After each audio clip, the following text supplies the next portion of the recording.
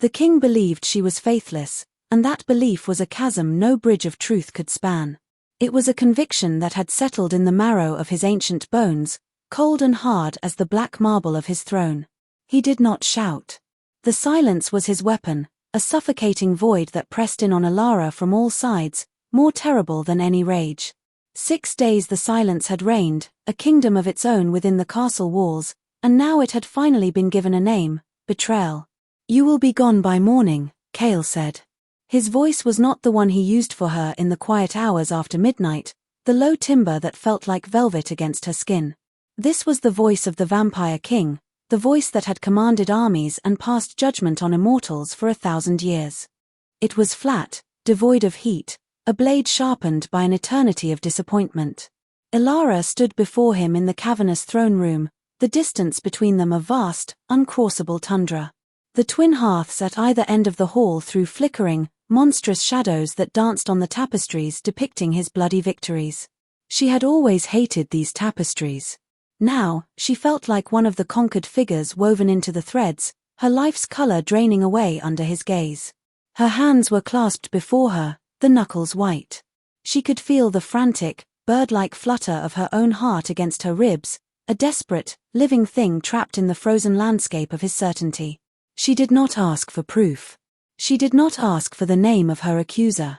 She did not weep or plead or throw herself at his feet to beg for a clemency he had already decided she did not deserve. To do so would be to accept the premise of his question, to engage in a debate where her guilt was the foregone conclusion. Her innocence was not a commodity to be bartered for. It was a fact. If he could not see it, if the 5 years they had shared were not proof enough, then no torrent of words, no storm of tears could ever convince him. His trust had been a fragile, glass-spun thing, and he had just shattered it against the stone floor of his own paranoia. So she simply held his gaze.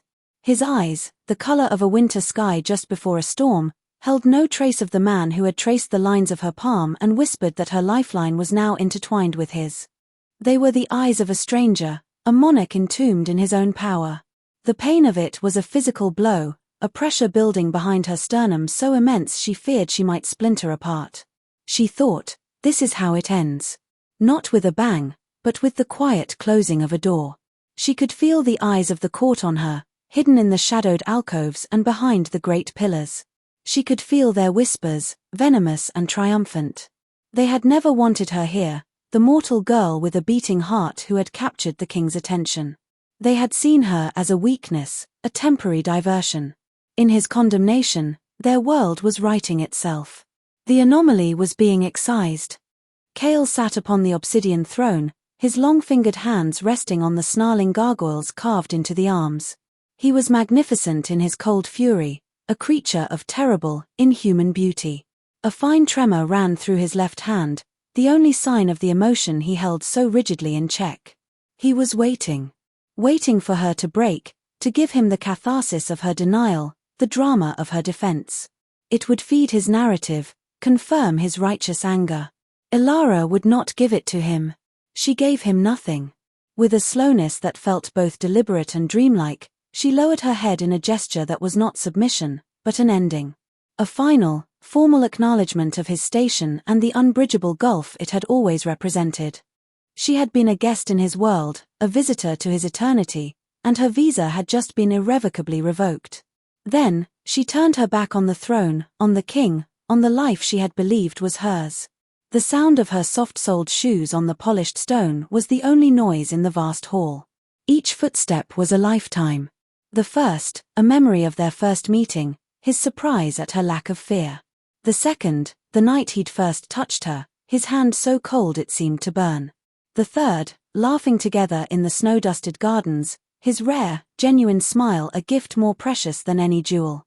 Step after step, a funeral procession for a love she now understood had only ever been real to her. She did not look back. To look back would be to turn to salt, to freeze forever in a state of longing for a thing that was already ash. The immense, bronze-chased doors at the far end of the hall seemed a mile away. Her walk was a pilgrimage toward her own exile. The air grew colder as she moved away from the hearths, a premonition of the world that awaited her outside these suffocatingly warm walls. She reached the doors, and the 2 royal guards standing sentinel, their faces impassive stone, did not move to stop her. They pulled the heavy doors open. A gust of damp, cold air swirled in, carrying the scent of rain and wet earth. It was the smell of freedom, and it smelled exactly like grief. She stepped through the doorway and did not falter as the doors boomed shut behind her, the sound echoing like the final beat of a dying heart. Chaol remained on the throne, the echo of the closing doors vibrating in the hollow of his chest. The silence she had left behind was different from the one he had curated. His had been a weapon.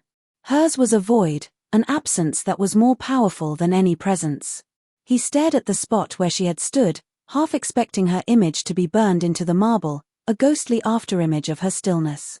He had expected tears, hysterics, a passionate defense that he could have systematically dismantled. He had prepared for a storm. He had not prepared for the quiet dignity of a cloudless sky. Her lack of a fight was, to his ancient and suspicious mind, the most damning evidence of all. An innocent creature would have raged, would have clawed and fought for her life, for her love. Her composure felt like the cold calculation of someone with nothing left to lose because it had all been a game to begin with. The whispers of his court solidified into truth in the vacuum of her silence. Lord Valerus had seen her, laughing in the city market with the visiting human envoy, her hand resting on his arm for a moment too long. Lady Seraphina had found a man's linen scarf, plain, common, decidedly not of the castle, tucked into the cushions of a divan in the conservatory, a place Alara often went to read. It was nothing. It was everything. For a being who had lived 10 centuries, who had seen empires rise from dust and return to it, who had learned that betrayal was the currency of both mortals and immortals, suspicion was a reflex. Love, for him, had not been a gentle dawning. It had been a siege. Alara, with her earnest gaze and her laughter that sounded like wind chimes, had breached walls he hadn't even known were still standing. He had allowed her into the innermost keep of his desiccated heart, and this vulnerability was a constant, low-grade terror. The moment he heard the rumors, that terror had flared into a defensive, preemptive strike. He would cast her out before she could abandon him. He would burn the fortress down himself before he would let the enemy take it. He rose from the throne, his movements stiff. The throne room felt impossibly large now, impossibly empty. The shadows seemed to mock him. He stalked from the dais, his boots silent on the stone. He needed to feel something other than this cold, hollow victory. His gaze fell upon a pedestal near the hearth, where a crystal vase stood, filled with the white moonroses she loved. He had had them brought from the southern mountains, a difficult and costly endeavor, just to see her smile. The memory was an irritant, a flaw in the perfection of his rage. With a snarl that was purely animal, he swept the vase from the pedestal. It flew across the room and shattered against a far wall, the explosion of crystal and water a sudden, satisfying violence in the crushing quiet. Shards rained down onto the floor, glittering like fallen stars. The white petals of the moonroses were scattered, bruised and dying, on the cold stone. For a moment, he felt a surge of power, the familiar comfort of destruction. But it faded almost instantly, leaving behind the same gnawing emptiness, now littered with the evidence of his own brutishness. He stared at the mess, at the broken flowers, and saw not his strength, but his failure. He had demanded absolute faith from her while offering none of his own. He had tested her love with the one thing it could not survive, his own bottomless distrust. He left the throne room, leaving the shattered vase and the dead flowers for the servants to clean. He strode through the corridors of his castle, a ghost in his own home. Every room held a memory of her. Here, in the great library, she had fallen asleep in an armchair, a heavy book of law slipping from her fingers, her face soft and unguarded in the firelight. He had watched her for an hour, terrified and fascinated by the peace she carried within her. There, on the balcony overlooking the sleeping city, she had taught him the names of the mortal constellations, her finger tracing the patterns in the sky, her breath a small white cloud in the cold night air. His world had been shades of black and grey and crimson for so long, and she had painted it, piece by piece, with color. Now, he had willfully plunged it back into darkness. He found himself outside her chambers. The door was slightly ajar. He pushed it open. The room was neat, orderly, but it was already losing her. Her scent, a subtle mix of chamomile, old paper, and the clean smell of rain, was fading, being consumed by the sterile, dusty air of the castle. He saw that she had not ransacked the place. The gowns he had commissioned, shimmering silks and velvets, still hung in the wardrobe. The jewel box on her vanity was closed, its contents untouched. A wave of something akin to confusion washed over him. A faithless lover, a mercenary heart, would have taken the spoils. They would have stripped the room bare, taking every coin, every gem, every tangible proof of their conquest. His eyes scanned the room, searching for, he didn't know what. A confession. A clue. A justification for the gaping wound in his chest. And then he saw it. On the small writing desk by the window, a single object remained. It was a small wooden bird, crudely carved, its wings half spread as if in mid-flight. He had carved it for her himself, one long, boring afternoon centuries ago, before he was king, before his hands had become tools for signing edicts and wielding power. He had found it in a dusty chest and given it to her on a whim. She had treasured it, keeping it on her bedside table. Now it sat in the center of the desk, a solitary, silent accusation. She had taken nothing of value, nothing of the king's. She had only left behind a gift from the man. The distinction was a blade twisting in his gut. He had not just banished a consort. He had murdered the part of himself she had loved. Ilara did not take the gowns of spun moonlight or the slippers of softest doeskin. She did not take the necklaces that dripped diamonds like frozen tears or the pearls that glowed with a soft, internal luminescence. Her life at court had been a costume drama, and she refused to leave with the props. She packed a single, worn leather satchel. A change of sturdy wool clothes, a small loaf of bread and a wedge of cheese from the kitchens, a waterskin. Her fingers, moving with an unnatural calm, brushed against the velvet-lined jewelry box Kale had given her. She opened it, for a moment, and stared at the glittering hoard within. They were beautiful, cold, and utterly meaningless. They were payment for a service, she now realized. The service of her time, her affection, her warmth. She closed the lid with a soft click. She moved through the suite of rooms that had been her gilded cage. The air was thick with memories, each one a fresh torment. The sitting room, with its deep, plush couches where they had read to each other, his voice a low rumble, her head resting on his chest, feeling the strange, still silence where a heartbeat should have been. The balcony, where they had watched thunderstorms roll in over the mountains, the lightning illuminating his face, making him look like a god of old. Every object was imbued with a ghost. The silver hairbrush on the vanity. The cashmere throw draped over a chair.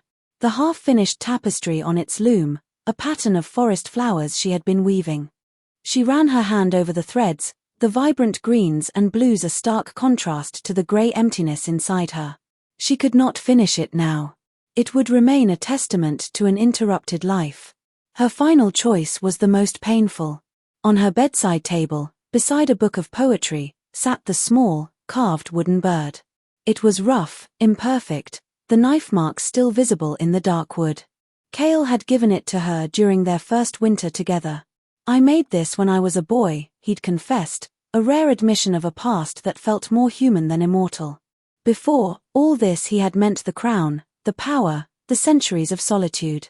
She had held it in her palm, this small piece of his forgotten boyhood, and felt a rush of tenderness so fierce it had frightened her. It was the one thing in this entire castle that felt wholly real, wholly his. She picked it up. Its weight was negligible, but it felt impossibly heavy. To take it would be to carry a piece of her heartbreak with her, a constant, physical reminder of what she had lost. To leave it would be a lie, a pretense that it meant nothing. For a long moment, she stood, warring with herself. Then, with a quiet finality, she walked to the writing desk and placed the bird in the very center, its wings aimed toward the window, toward the world outside. Let him find it. Let it be her only message. You have kept the king, but you have lost the man who carved a bird. With the satchel over her shoulder, she walked out of the rooms and into the long, silent corridor. She passed servants who averted their eyes, their faces a mixture of pity and fear. They were his subjects. Their loyalty was to the throne, not to the king's discarded pet. She did not blame them. One face, however, held her gaze. It was old Elspeth, the head housekeeper, a woman with kind eyes and hands permanently chapped from work. As Elara passed, Elspeth made a subtle, almost imperceptible gesture, touching her own heart. It was a small, dangerous act of solidarity, and it was enough to make Elara's carefully constructed composure crack. A single, hot tear escaped and traced a path down her cold cheek. She inclined her head, a silent thank you, and kept walking before the crack could widen into a fissure. The main gates of the castle loomed before her. It was just past dawn, the sky a bruised purple and grey. A fine, persistent drizzle was falling, slicking the cobblestones of the courtyard. The air was cold, sharp in her lungs. The guards at the gate, clad in the king's black and silver, watched her approach. They knew. Of course, they knew. The castle was a body, and gossip was its blood, flowing into every corner. They did not move to bar her way. They simply watched as she, the woman who had entered 5 years ago in a carriage, lauded as the king's chosen, now walked out on foot with nothing but a sack on her back. She stepped over the threshold, from the manicured, controlled world of the vampire court into the messy, unpredictable world of mortals. The rain immediately began to soak her hair, plastering it to her scalp. The cold seeped into her cloak. She did not flinch from it. The physical discomfort was a welcome distraction, a grounding sensation against the unreality of the moment. She kept walking, down the long, winding road that led from the castle's peak to the city below. She did not look back. Every instinct screamed at her to turn, to see if he was watching from a window, to search for any sign of regret. But she starved that instinct, crushed it. Her dignity was the only thing she had left, the only possession she was carrying out of that place, and she would not surrender it for a final, painful glimpse of a life that was no longer hers. The city below was shrouded in mist, a ghost of a place. She was walking toward it, a ghost herself, leaving one haunting for another. The rain fell harder, washing the scent of the castle from her clothes, washing the tears from her face, washing away 5 years of a life that had, in the end, been built on sand. 4 days passed. Then a week. Cale moved through his eternity as he always had, a creature of routine and ritual. He held court, listened to petitions, passed sentences. He met with his war council, his spies, the ambassadors from the southern wolf clans. He drank the finest blood from crystal goblets and slept in the cold, silken sheets of his solitary bed. From the outside, the kingdom ran as it always had, a perfect, intricate clockwork of power. But on the inside, a gear had broken. A spring had snapped.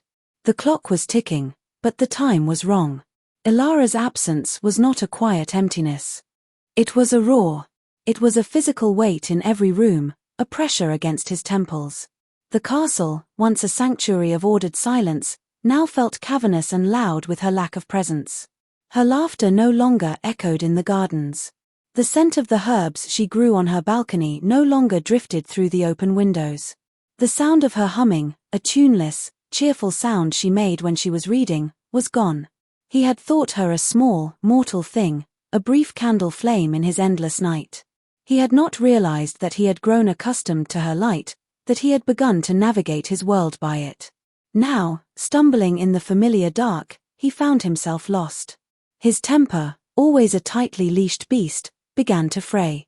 He snapped at a minister for a minor error in a trade ledger. He dismissed a petitioner with a wave of his hand before the man had even finished speaking. He found fault in everything. The wine was too sweet, the fire was too low, the shadows in the corner of the room were too deep. His court, ever sensitive to the barometric pressure of his moods, grew tense and silent. They walked on eggshells, their whispers ceasing the moment he entered a room. They had gotten what they wanted, the mortal was gone, but the king's displeasure was a far more dangerous thing to live with. One evening, unable to bear the oppressive stillness of his chambers, he went to the library. This had been her favorite place. She had called it the castle's heart. He'd found the sentiment foolish, it was a repository of knowledge, nothing more. But now, standing among the towering shelves, breathing in the scent of old paper and leather, he felt a pang so sharp it made him catch his breath. He ran a hand along a row of spines, his fingers tracing the gilded titles. His hand stopped on a slim volume of human poetry. He pulled it from the shelf. It fell open to a page marked with a pressed blossom, a wild violet. Her favorite. A line was underlined in faint pencil. Love is not love which alters when it alteration finds. He slammed the book shut, the sound a crack of thunder in the silence. He shoved it back onto the shelf, but the words were seared into his mind. Which alters when it alteration finds. His love, if it had ever been worthy of the name, had not just altered, it had evaporated at the first whisper of a challenge. It had been a conditional thing, a fair-weather affection that demanded perfect, unwavering adoration while offering suspicion in return. He was haunted. Not by her ghost, she was alive, somewhere out in the world he had thrown her into, but by the memory of her face in those final moments. The utter lack of surprise. The deep, quiet sorrow. The shattering of her heart had been a silent thing, and he had watched it happen, the architect of her pain. He replayed the scene again and again, searching for the flicker of guilt, the sign of deceit he had been so sure was there.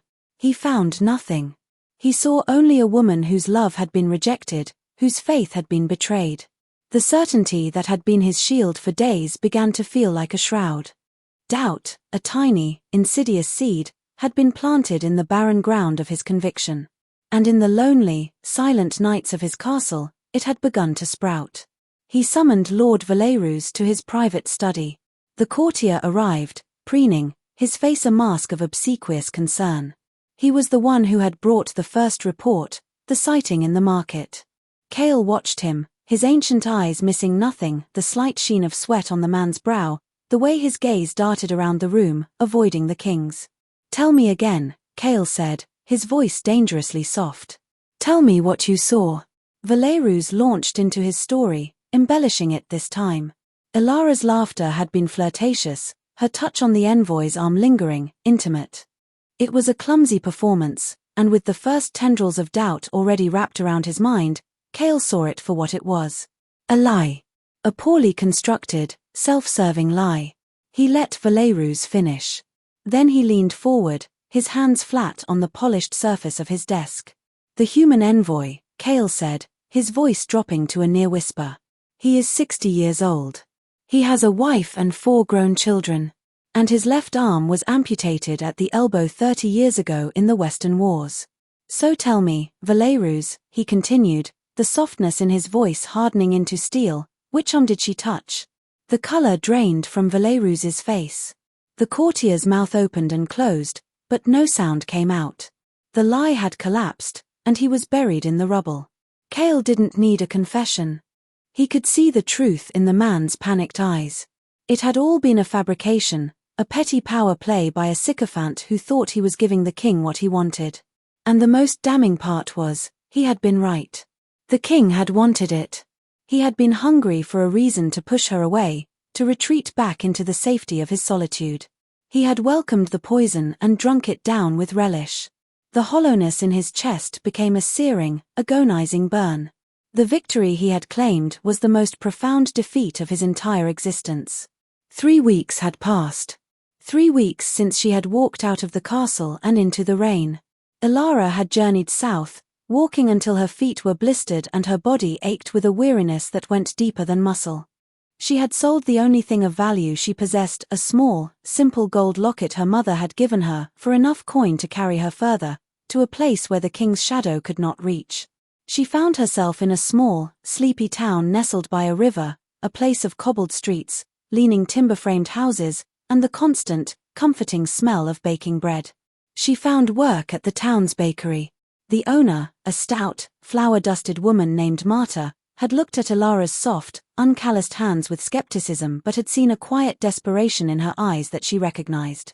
She offered Ilara a small room above the shop and a pittance of a wage in exchange for sweeping floors, scrubbing pans, and serving customers from dawn until dusk. Ilara accepted without hesitation. The work was hard, physical, and blessedly mindless. Her hands, once accustomed to the soft touch of silk and the weight of silver cutlery, became raw and chapped. Her back ached. Her fine court gowns were a distant memory, replaced by a simple, patched linen dress. And yet, there was a strange peace in the exhaustion. In the castle, She had been an ornament, her days a series of carefully curated, beautiful moments. Here, she was a necessity. She was the one who stoked the oven in the pre-dawn chill, the one who wiped down the sticky tables, the one whose tired smile was the first thing the townspeople saw in the morning. She was no longer defined by who she was to the king. She was defined by the work of her own 2 hands. She was learning to be just Elara again. The loneliness was a constant companion, a dull ache that sharpened in the quiet moments. At night, in her small, plain room, she would lie on her lumpy straw mattress and listen to the sounds of the town settling down. She would stare out her small window at the moon, a silver coin in the black velvet sky, and wonder if he was looking at it, too. Did he ever think of her? Did he feel a moment's regret, or was he content in his cold, unshakable certainty? The pain of his betrayal was a wound that refused to close. Sometimes it would ambush her in the middle of the day, the scent of a certain flower, the sound of a man's low laughter, a glimpse of a dark-haired stranger, and she would have to retreat to the back room, her breath catching in her throat, until the wave of grief subsided. But there were also moments of unexpected grace. The warmth of the bakery in the morning, the earthy smell of rising dough. The shared smiles with Marta over a cup of weak tea at the end of a long day. The small children who would press their faces against the shop window, their eyes wide with delight at the sight of the sweet buns. These were small, simple, human things. They were a balm to her wounded spirit. She was slowly, painstakingly, rebuilding a life from the rubble of the old one. She was learning that survival was not just the absence of death, but the quiet, determined act of finding a reason to greet the morning. One afternoon, a man entered the bakery. He was tall and broad-shouldered, and he moved with a stillness that was jarringly out of place among the bustling townspeople. He wore a simple, hooded traveler's cloak, but Elara knew him instantly. It was Rhys, the captain of Cale's personal guard. Her heart leaped into her throat, a frantic, trapped bird. Had he come for her? Had the king sent his hunter to drag her back? She froze behind the counter, her hands gripping the wooden edge. Rhys lowered his hood. His face was grim, his eyes, usually so calm and steady, were etched with worry. He did not look at her as a fugitive. He looked at her with a deep, weary sadness. "Lady," he said, his voice low, for her ears only. "I am not a lady," she replied, her own voice tight, strained. "My name is Elara." He nodded, accepting the correction. "Elara. I am not here on the king's orders. In fact, he would have my head if he knew I had come." Her fear subsided, replaced by a wary confusion. "Then why are you here?" "To see that you were safe," he said simply. "And to ask you to consider returning." A bitter laugh escaped her lips. "Returning? To what?" "To my cage. To the man who looked at me as if I were something he'd found on the bottom of his shoe." Rhys flinched at her words. "He was wrong," he said, his voice barely a whisper. "The accusation, it was a lie. The courtier confessed. The king knows." Elara stared at him, the information washing over her not with relief, but with a fresh wave of anger. So, he knew. He knew he had shattered her, shattered them, for nothing. For a courtier's pathetic lie. And he had not come himself. He had hidden in his castle, stewing in his pride, and sent a soldier to do his bidding, or rather, a soldier had come against his wishes. The insult was profound. "And what of it?" she said, her voice trembling with a cold fury. "Does he think his knowledge changes anything? Does he think the truth is a key that can unlock a door he himself bolted and barred? Trust is not a tapestry that can be rewoven once it's been torn to shreds, Captain. It is glass. And he smashed it." "He is not well," Rhys said, his gaze pleading. "The castle is a tomb. He is a ghost within it. He does not eat. He does not speak. He just exists. This mistake is consuming him." For a flicker of a moment, she felt a pang of her old tenderness. The image of Cale, alone and suffering, was a hard one to bear. But she smothered it. Her compassion had been the weapon he had used against her. She would not hand it to him again. "Suffering is the price of his pride," she said, her voice gaining strength. "He built his own prison, Rhys. I will not be the one to hand him the key. Tell him nothing. Tell him you did not find me. Let him remain in his tomb. It is the one he chose." She turned away, presenting him with her back, an echo of the way she had left the throne room. She began wiping down the counter with a cloth, her movements jerky and fierce. She heard Rhys hesitate, then the soft sound of his footsteps as he turned and left the bakery. The bell above the door chimed his departure. Only when she was sure he was gone did she allow her body to slump, her forehead resting against the cool wood of the counter. The tears she had refused to shed for Rhys, for Chaol, for herself, finally came, silent and scalding. He knew. And it changed nothing at all. The confession of Lord Valerus had been a stone dropped into the still, dark pool of Chaol's self-deception. The ripples spread outwards, shattering the perfect reflection of his righteous anger and revealing the monstrous, prideful creature that lay beneath. He had not been a king defending his honor. He had been a coward, terrified of a love he felt he did not deserve, and he had used the first, flimsiest excuse to destroy it before it could destroy him. In the days that followed, the castle became his prison. The ghost of Alara was no longer a quiet, haunting presence, it was a screaming poltergeist. Her absence was in the very taste of the air, thin and sterile. The silence was no longer his domain, but hers, a testament to what he had lost. He would walk the halls and see her everywhere. A phantom of her curled in a window seat, reading. A shimmer of her in the garden, tending her herbs. A whisper of her laughter on the wind. He was the one who was haunted now, and his tormentor was his own memory, his own profound, irredeemable failure. He had Valerus stripped of his titles and lands, banished to the desolate northern wastes. He had Lady Serafina, who had gleefully corroborated the lie about the scarf, confined to her chambers indefinitely. The punishments were swift and brutal, the acts of a king restoring order. But they brought him no satisfaction. Punishing the liars did not absolve the man who had been so eager to believe them. The rot had not been in his court, it had been in him.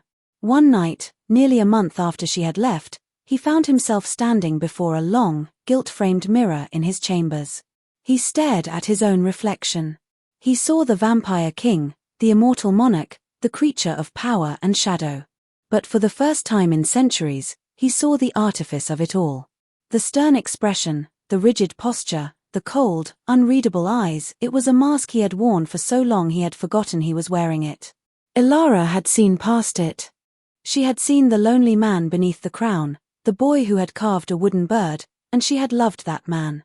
And he had sacrificed him on the altar of the king. He could not stay here. He could not rule a kingdom when his own soul was in anarchy. The crown felt heavy as a millstone on his head, the throne cold as a grave. He summoned his council, a group of ancient, pragmatic vampires who had served him for centuries. His announcement was brief and left no room for argument. He was ceding governance to them for an indeterminate time.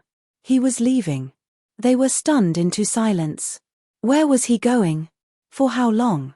He offered no explanations. He simply turned and walked away, leaving them in the council chamber to grapple with the unprecedented abdication. He went to his chambers and stripped himself of his royal finery. The embroidered silks, the polished boots, the signet ring of his office, he left them all behind. He dressed in the simple, durable clothes of a traveler, dark wool trousers, a plain tunic, a heavy, hooded cloak. He took no weapons, save for a simple hunting knife at his belt.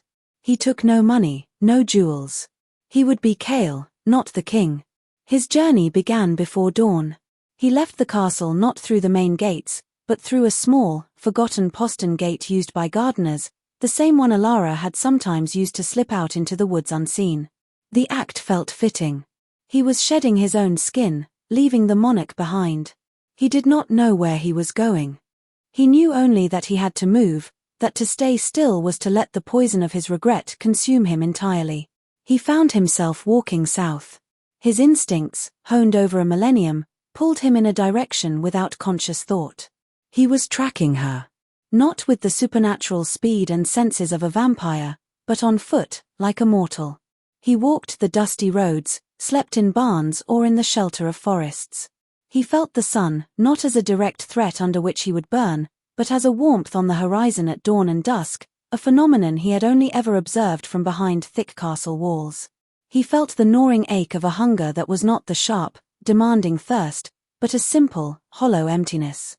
He hunted small game in the woods, the act of survival grounding him in a way that ruling a kingdom never had.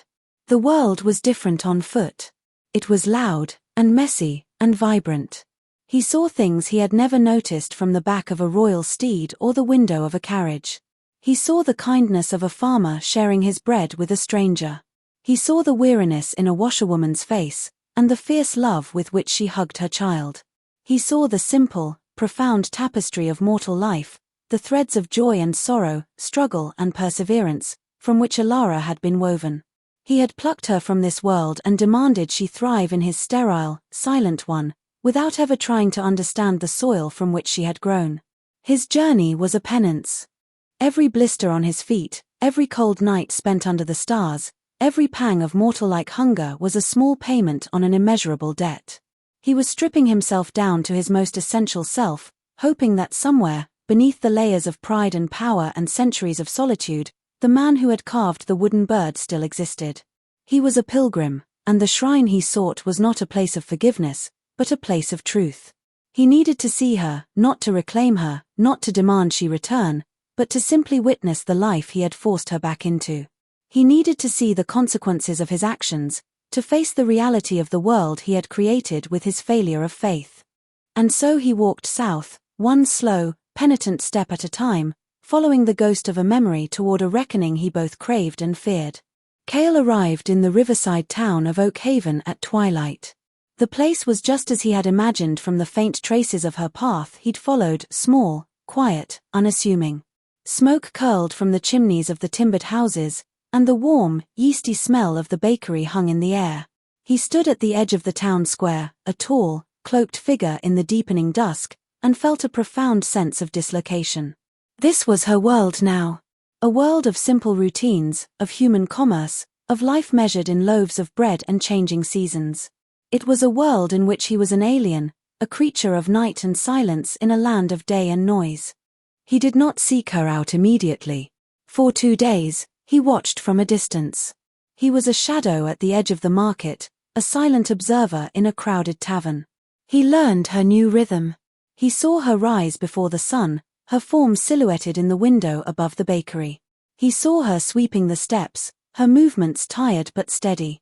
He saw her behind the counter, her hair tied back, a smudge of flour on her cheek, offering a small, sad smile to a customer.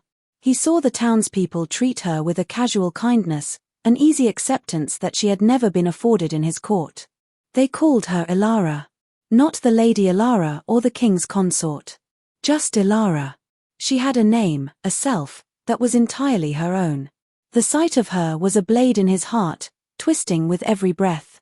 She was thinner, and there were pale blue shadows under her eyes that spoke of sleepless nights. But there was also a strength in her posture he had not seen before, a resilience forged in the fires of her new, hard life. He saw her one afternoon sitting on a bench by the river, sharing a piece of bread with Marta, the bakery owner. Alara laughed at something the older woman said, a genuine, unburdened sound. It was the laugh he remembered from the gardens, the sound like wind chimes. And in that moment, he felt a pain so exquisite it almost brought him to his knees. He had not destroyed her. He had, in his own monstrous way, set her free. Free from him, from his suffocating world, from his paranoia. The life she was living was a difficult one, but it was hers. He was terrified. The king who had faced down armies, who had brokered treaties between ancient, warring powers, who had lived for 1,000 years, was utterly, primally terrified. What could he possibly say to her? "I'm sorry" felt like a pebble thrown into a canyon. "I was wrong" was a truth so vast and destructive it seemed unspeakable. He had come all this way, stripped himself of his crown and his pride, but the final few feet that separated them felt like an impossible chasm. To approach her was to risk the one thing he could not bear, the finality of her turning away from him forever. He had already banished her from his home. He could not endure being banished from her sight. On the evening of the 3rd day, he knew he could wait no longer. The sun had set, and the street lamps were being lit, casting pools of soft, golden light on the cobblestones. The bakery was closing. He saw Marta leave, calling a cheerful goodnight. He saw Ilara wipe down the last table, her movements slow with exhaustion. He stood across the street, hidden in the deep shadows of an alleyway, his heart a cold, dead weight in his chest. He watched her as she blew out the lamp in the shop's front window, plunging it into darkness. And then, she looked up. It was not a sudden movement. It was a slow, weary lifting of her head, as if she were feeling the weight of the day settle on her shoulders. But her gaze didn't sweep the street. It moved with an unnerving, unerring certainty, cutting through the twilight, past the carts and the passers-by, and landed directly on the shadows where he stood. She could not possibly see him. He was cloaked, hidden, a creature of the night. But she felt him. After 5 years of living at his side, of being attuned to his unnerving stillness, she knew his presence as a blind person knows the warmth of the sun. The world seemed to halt. The distant sounds of the town, a dog barking, the murmur of voices from the tavern, faded into a dull hum. There was only the space between them, a street filled with the ghosts of unspoken words and unforgivable actions. She did not move. She did not gasp or cry out. She simply stood in the darkened doorway of the bakery, a fragile silhouette against the faint light from the back room, and watched him. Her stillness was not one of fear. It was the stillness of a mountainside before an avalanche. He knew, in that moment, that his pilgrimage was over. He had reached his destination. He stepped out of the shadows and into the soft, unforgiving light of the street lamp. The man who stood across the street was and was not the king she knew. He wore the simple, rough clothes of a common traveler, his cloak dusty, his boots scuffed and worn. The proud, unyielding posture of the monarch was gone, replaced by a deep, hollowed-out weariness. His face, illuminated by the flickering gas lamp, was a study in anguish. The cold mask of authority had fallen away, and what was left was something raw and unguarded, something she had only seen in fleeting glimpses in the dead of night. He looked like a man who had journeyed through his own personal hell and had come out the other side, scorched but whole. Ilara's breath caught in her throat. Her hand flew to her chest, pressing against the frantic beating of her heart. For weeks, she had imagined this moment in 1,000 different ways. In some, he was furious, dragging her back to his castle. In others, he was imperious, demanding she return. In her most secret, shameful dreams, he was repentant, begging her forgiveness. She had never imagined this. This silent, broken man standing in the middle of a common street, stripped of every trapping of his power, looking at her as if she were the only solid thing in a dissolving world. He took a step toward her, then stopped, as if held back by an invisible wall. The space between them, no more than 30 feet, felt as vast and as dangerous as the throne room had been. Every passing townsperson, every clatter of a horse's hoof, was an intrusion on the deafening silence that had fallen between them. He did not speak. He just looked at her, his eyes that familiar color of a winter storm holding a universe of regret. It was the silence that finally broke her composure. It was his lack of demands, his lack of command. He was not the king. He was just Kale. And he was waiting. Waiting for her to cast the first stone, to scream, to run. He was giving her all the power. She found her voice, though it was a thin, reedy thing. "What are you doing here?" The sound of her voice seemed to startle him. He flinched, as if he had expected a blow. He took a slow breath, the air shuddering in his chest. When he spoke, his voice was not the resonant timbre of the king, but a rough, hoarse whisper, scraped raw by disuse or by grief. "I was wrong." 3 words. 3 simple, devastating words that cost him more than his kingdom. They were not an excuse. They were not a justification. They were a confession, absolute and unadorned. He did not say, "I was misled." He did not say, "There was a misunderstanding." He said, "I was wrong." The admission hung in the air between them, stark and terrible and beautiful. Ilara felt the anger that had been her shield for weeks begin to crumble, leaving her vulnerable and exposed. She wanted to rage at him. She wanted to list every sleepless night, every tear she had shed, every callus on her hands. She wanted to make him feel the full weight of the life he had broken. But looking at him now, she saw that he already did. It was etched on his face, in the slump of his shoulders, in the profound emptiness of his eyes. He had already passed sentence on himself, and his punishment was this moment, standing before her with nothing left but his own failure. "Yes," she said, the single word soft but heavy as lead. "You were." He closed his eyes for a moment, absorbing her confirmation as if it were a physical strike. When he opened them again, they were shining with an unshed moisture that no vampire should have been able to produce. "I dismantled my own heart, Elara," he whispered, his voice cracking. "And I used your name as the hammer. I did not trust you. I did not. I couldn't believe that someone like you, someone so full of light, could choose me. Could choose the dark. It was easier to believe in betrayal than to believe in that miracle. It was the greatest failure of my 1,000 years of life." He took another tentative step. He was closer now, close enough for her to see the fine lines of strain around his eyes, the way his hands were clenched into fists at his sides, as if to keep himself from reaching for her. "I don't ask for your forgiveness," he said, his voice dropping lower, thick with a pain that resonated deep in her own bones. "It is not mine to ask for. And I am not here to command you back to a life that was a prison. I am here to see, to witness what I have done. And to say that the man who loved you is still here, buried under the pride of the king. And he is sorry." He stopped, no more than 10 feet from her now. He had crossed a kingdom to find her. Now, he had to cross the few feet of silence that separated them, and that was the most terrifying distance of all. Elara looked at him, truly looked at him, and saw the truth of his pilgrimage. He had not come to reclaim a possession. He had come to face his own soul. The path to reconciliation was not a straight road back to the castle. The life they had there was gone, poisoned at the root. It could never be reclaimed. But perhaps, just perhaps, something new could be planted in the ruins. Something small and fragile, something that would need careful tending. She thought of the glass he had shattered. It could never be made whole again. But perhaps the pieces could be gathered, and, over a great deal of time, with patience and with care, they could be fused by fire into something new. A mosaic, scarred and imperfect, but beautiful in its own way, its strength found in the lines where it had been broken. She did not move toward him. She did not offer him a smile or a touch. The wound was too deep for such easy salves. But she did not turn away, either. She held his gaze, her own eyes clear and steady. "The bakery opens at dawn," she said, her voice quiet but firm in the night air. "The floors need sweeping." It was not forgiveness. It was not an invitation back into her heart. It was a test. A chance.